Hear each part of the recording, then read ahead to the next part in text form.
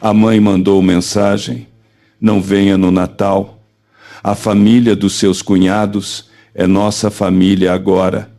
No dia seguinte, eles deram de cara com: o Natal é só para a família, dizia a mensagem da minha mãe.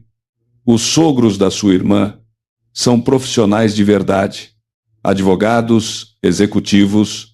Não podemos correr o risco de você nos passar vergonha. Sem emoji, sorrindo. Sem brincadeira. Apenas aquela vergonha fria que só os pais sabem projetar com um ponto final. Fiquei encarando a tela por um momento. O marido da minha irmã, o Derek, trabalhava com fundos de private equity ternos caros, opiniões rápidas e um maxilar imponente. O pai dele, Richard Carrion, era uma espécie de guardião financeiro em Manhattan. O tipo de homem que achava que ser de classe média significava ter apenas uma casa de praia. E eu era o cara que tinha largado a faculdade. O fracassado que abandonou a faculdade de medicina e desperdiçou a bolsa de estudos. A ovelha negra que abriu uma empresa sobre a qual eles nunca perguntavam. Não discuti. Não mandei uma resposta sarcástica. Apenas digitei uma palavra ok, porque eu tinha outros planos. E eles começaram naquela segunda-feira, quando Richard Carrion entrou no meu escritório, ladeado por 2 executivos, para uma reunião sobre uma potencial parceria. Os olhos dele correram pelas paredes, pararam na capa da revista Fortune emoldurada e depois na própria revista com o meu nome nela. Foi quando ele me viu. Eu não pisquei. Apenas me levantei de trás da minha mesa e disse: Sr. Carrion, bem-vindo à minha empresa. Ele empalideceu e começou a gritar. No começo não eram palavras, apenas aquele som sobressaltado e em pânico de um homem percebendo que tinha entrado direto em uma sala que ele já não controlava mais. Isso é uma piada? Richard finalmente esbravejou, com os olhos alternando entre mim e a capa da revista na parede atrás de mim, aquela com o meu rosto sob a manchete. O arquiteto silencioso da disrupção no setor de fintechs mantive a voz calma. Não é uma piada. O senhor solicitou esta reunião. A sua empresa entrou em contato. Algo sobre expandir a infraestrutura digital. Minha assistente só não mencionou o parentesco familiar. Ele se voltou para sua vice-presidente, que parecia querer derreter no tapete. Mas o seu, ele começou com o rosto vermelho. O que largou a faculdade, ofereci. Aquele que desperdiçou o potencial, já ouvi coisas piores. Ele deu um passo à frente. Isso é antiético. Você deveria ter avisado. O senhor está no meu escritório, senhor. Carrion, eu disse, cruzando as mãos. Não lhe devo total transparência sobre os meus parentes, especialmente quando esses mesmos parentes me desconvidaram para o Natal por eu não ser profissional o suficiente. Silêncio. A boca dele abriu e fechou, e eu consegui ver as engrenagens girando, não sobre a família, mas sobre o controle de danos. Apontei para a porta da sala de reuniões. Ainda podemos conversar sobre a parceria, ou o senhor pode ir embora. A escolha é sua. Ele não respondeu, mas a sua assistente puxou uma cadeira e eu soube que ele engoliria o orgulho naquele dia porque simplesmente não podia se dar ao luxo de fazer o contrário. A reunião começou em um silêncio tenso. Richard não falou mais nada nos primeiros 10 minutos. Seu assistente Aaron conduziu a maior parte da apresentação, gráficos, projeções, jargões de mercado. Eu concordava educadamente, como se nada daquilo fosse pessoal, mas era. Porque eu lembrava exatamente como era a sensação de ser apagado da árvore genealógica. No ano passado, minha mãe me mandou uma foto em grupo da ceia de Natal. 10 pessoas à mesa, taças de vinho erguidas, suéteres combinando. Eu não estava lá e ninguém notou. Agora o homem por cuja aprovação todos eles se humilhavam, estava fazendo uma proposta para mim como se eu fosse a sua última tábua de salvação. Nossa infraestrutura de fintech, disse Aaron, poderia otimizar a divisão de logística global deles. Estamos falando de uma redução de 17% nos custos fixos logo no primeiro trimestre. Richard finalmente falou. Então o que você quer, Jim? Um pedido de desculpas público? Dinheiro para me humilhar na frente da minha equipe? Olhei bem nos olhos dele. Quero a sua melhor oferta e total transparência nas suas contas antigas. Nós dois sabemos que os números reais não estão nessa apresentação. Ele cerrou os olhos. Eu me inclinei para a frente, ou eu caio fora. E o senhor poderá explicar aos seus acionistas como perdeu a melhor plataforma do setor por causa de um rancor. Ele estancou. Então, lentamente, ele assentiu. Ele finalmente entendeu algo que a minha família nunca compreendeu. Eu não precisava de vingança. Eu tinha o poder de barganha. O acordo foi fechado. Não por boa vontade, mas por necessidade. A empresa de Richard vinha sangrando nos bastidores, camuflando números sob jargões corporativos e ambiguidades estratégicas. Eu sabia disso. Ele sabia disso. Por isso ele continuou na sala.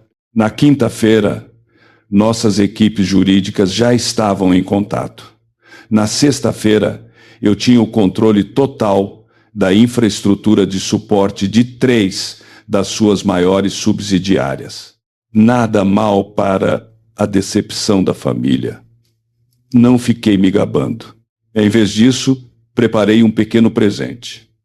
No fim de semana, dirigi até a casa dos meus pais, sem ser convidado, levando uma caixa fina embrulhada. Minha mãe abriu a porta, o sorriso sumindo ao me ver. Meu pai não apareceu. Só queria entregar isso, eu disse, estendendo o pacote para ela. O que é?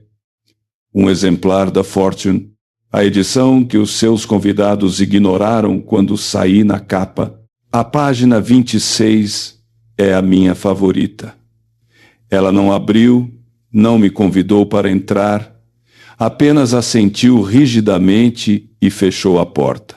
Fiquei ali parado por um momento, lembrando de todas as vezes em que disseram que eu não era o bastante. Não era refinado, não era profissional, não era a versão de sucesso deles. E agora, o homem pelo qual me excluíram estava trabalhando para mim.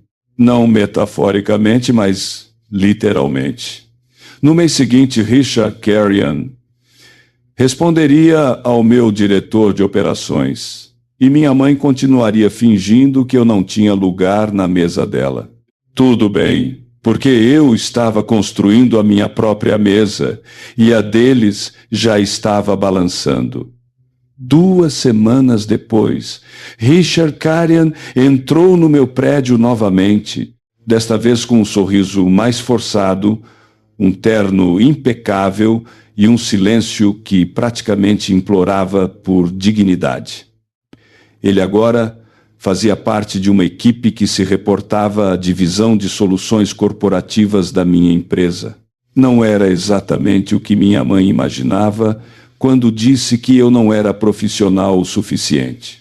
O pacote de integração da empresa dele foi preparado pelo meu gerente de operações e enviado com o meu nome no topo de cada página. Ninguém na minha família sabia. Ainda não.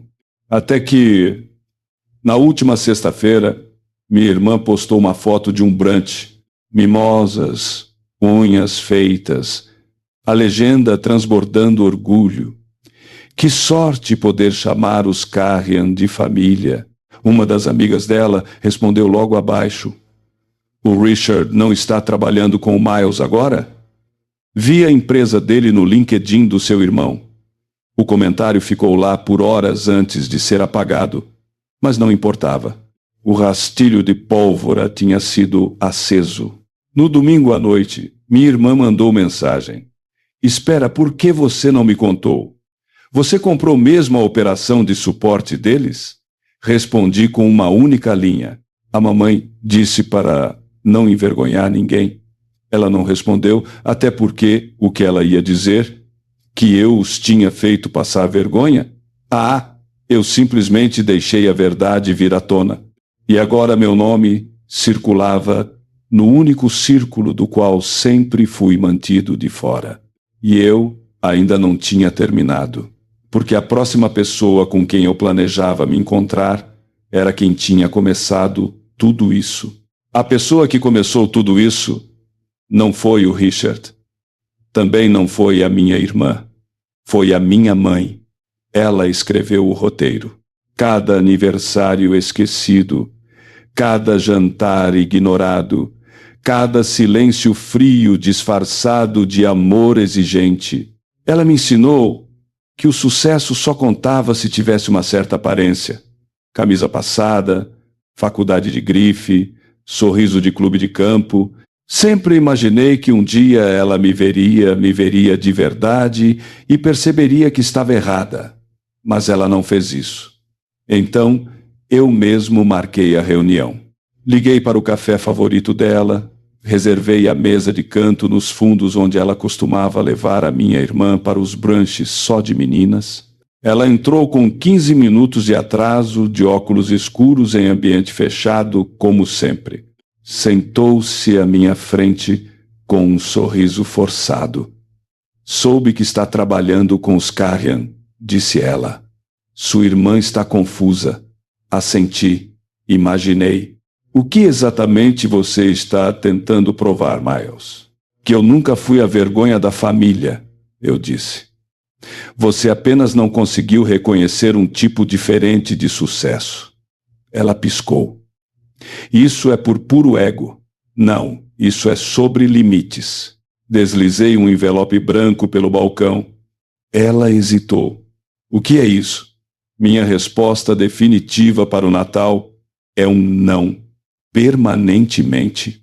E uma lista de doações feitas em nome da família para programas de crianças que são rejeitadas pelas pessoas que deveriam amá-las. Ela abriu, mas não falou nada. Eu me levantei. Porque vale a pena, eu disse. Espero que aproveitem as festas. E desta vez, fui eu quem virou as costas primeiro. Aquele dezembro foi a primeira vez na vida que passei as festas exatamente como eu queria. De forma tranquila, intencional, bem longe das aparências. Sem sorrisos forçados, sem tradições falsas, sem sentar a uma mesa onde eu já tinha sido apagado. Organizei um pequeno jantar na minha casa. Alguns amigos, minha equipe, pessoas que não me conheciam como o filho fracassado ou o tio que largou os estudos, apenas Miles, o cara que construiu algo do nada e não precisava pedir desculpas por isso. Brindamos com um bom vinho. Rimos alto. Enquanto isso, na minha cidade natal, o marido da minha irmã tinha sido afastado do fundo de investimentos Carrion devido a conflitos de interesse. Acontece que, quando seu pai trabalha sob as ordens do irmão renegado da sua esposa, os investidores ficam nervosos. Eu não arquitetei isso. Não precisei. Apenas deixei a verdade vir à tona. O efeito dominó aconteceu por conta própria. O círculo social da minha mãe silenciou. O nome dela já não circulava naqueles brunches de caridade como antigamente. Ela não tinha mais os contatos. E pela primeira vez, não fui eu quem ficou de fora. Eu me tornei a porta que eles nunca viram chegar. Aquela que eles trancaram para mim e que agora não conseguiam mais abrir. Mas eu ainda tinha uma última jogada. Uma que não exigia dinheiro, status ou controle. Apenas clareza. A última jogada não era sobre poder ou revanche. Era sobre paz. Passei o mês de janeiro fazendo uma limpa não apenas no meu apartamento, mas na minha vida. Saí do grupo de mensagens da família, deletei todas as fotos de fim de ano em que eu aparecia sorrindo sem graça no canto e parei de esperar a validação de pessoas que só me valorizavam quando eu me encaixava no molde delas. Em uma tarde tranquila de quinta-feira chegou uma carta escrita à mão do meu pai. Eu não sabia o quanto te magoamos. Não espero perdão, mas me desculpe. Foi a primeira coisa que ele me escreveu que não incluía cobranças ou conselhos. Não respondi. Algumas coisas não precisam de resposta. Algumas coisas a gente apenas toma conhecimento. Semanas depois, a empresa de Richard Carrion anunciou um reposicionamento de marca. Uma tentativa silenciosa de se distanciar de um escândalo que eles ainda se recusavam a nomear. A ironia? Minha equipe ajudou a coordenar o lançamento. Eficientes, profissionais, educados, ninguém alterou a voz desta vez. Eles não podiam se dar a esse luxo. Visitei o café novamente, sentei no mesmo canto onde entreguei aquele envelope para minha mãe, levei meu notebook, pedi um café e abri um documento em branco. Um novo empreendimento estava chamando. Outro setor, uma visão maior. E desta vez ninguém poderia dizer que eu não pertencia àquele lugar porque eu já não estava mais procurando um assento na mesa deles. Eu já tinha construído a minha própria. E eles não podiam sentar comigo agora, mesmo que implorassem.